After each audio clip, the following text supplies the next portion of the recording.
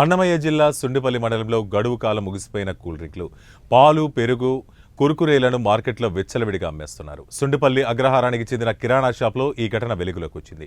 కాగా ఇదే విషయాన్ని కిరాణా షాప్ యజమాని నిలదీశారు. దాంతో నిర్లక్ష్యంగా సమాధానం ఇచ్చిన షాపు యజమానిపై ఫుడ్ అధికారులు ఫిర్యాదు చేసినా స్పందించలేదంటూ స్థానికులు చెబుతున్నారు.